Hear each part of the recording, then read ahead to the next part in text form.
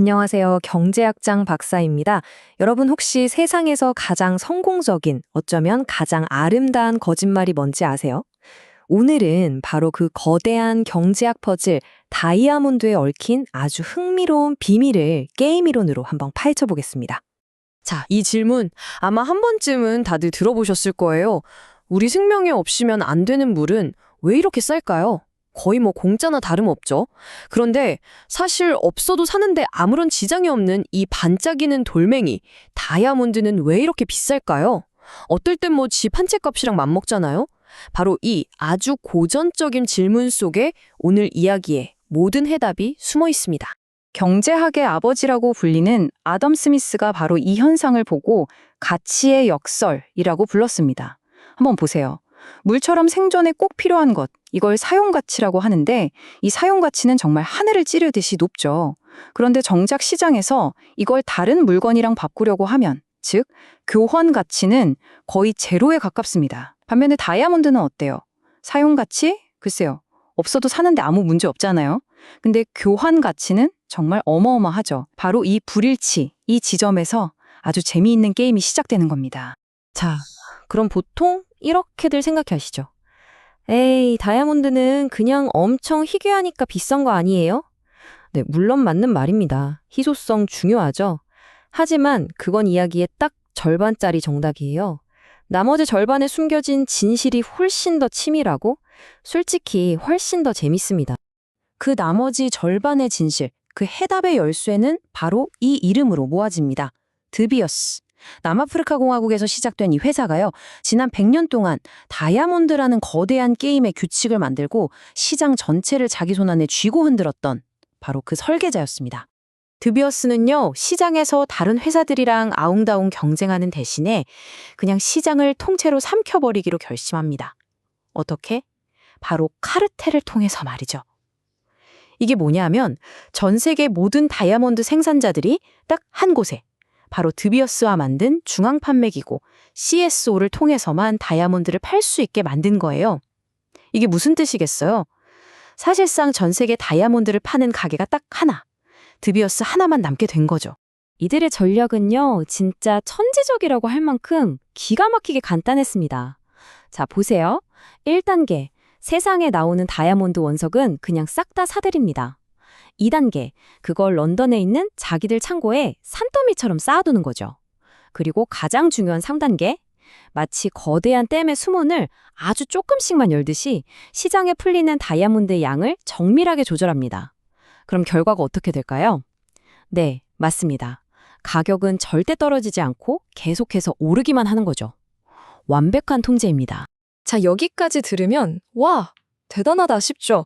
새로 나오는 다이아몬드 공급은 진짜 완벽하게 통제한 거잖아요. 그런데 진짜 어려운 문제가 하나 남아 있었어요. 바로 이미 팔려나간 다이아몬드들. 전 세계 수많은 사람들의 보석함 속에서 잠자고 있는 그 다이아몬드들은 어떻게 할 거냐는 거죠. 만약에 사람들이 그걸 막 되팔기 시작하면 어떻게 돼요? 당연히 중고 시장이 생기고 공급이 늘어나니까 가격은 폭락하고 말 텐데 말이죠. 드비어스는 이 아주 까다로운 문제에 대한 해답을 정말 마법 같은 세 단어로 제시합니다. 바로 A diamond is forever. 다이아몬드는 영원히. 아마 20세기 최고의 광고 카피가 아닐까 싶어요. 여러분, 이 문장은 그냥 로맨틱한 광고 카피가 아니었습니다. 이건 정말 치밀하게 계산된 경제 전략이었어요. 사랑의 징표는 영원해야 하니까 다이아몬드는 절대 팔면 안 되는 물건이다. 이런 인식을 사람들 머릿속에 아주 깊숙이 심어버린 거죠. 다이아몬드를 투자할 수 있는 자산이 아니라 대대손손 물려줘야 하는 갑오로 만들어버린 겁니다. 그 결과가 뭐였을까요? 중고 다이아몬드가 시장에 나올 일 자체를 원천적으로 막아버린 어쩌면 역사상 가장 성공적인 수요 통제 전략이었다고 할 수 있습니다. 하지만 게임 이론의 세계에서 영원한 것은 없죠. 영원한 제국은 존재하지 않습니다. 드비어스가 100년 가까이 쌓아올린 이 견고한 성벽에도 서서히 금이 가기 시작합니다. 바로 그들의 통제를 벗어나는 새로운 플레이어들이 등장하면서 이 독점이라는 게임의 규칙에 정면으로 도전하기 시작한 거죠. 그 변화는 이 숫자를 보면 아주 명확하게 보입니다. 1990년대까지만 해도 전 세계 시장의 90%를 움켜쥐고 있던 드비어스의 점유율이 지금은 40% 수준까지 뚝 떨어졌습니다. 한때 철옹성 같았던 거대한 독점 제국이 지금 흔들리고 있다는 명확한 증거죠.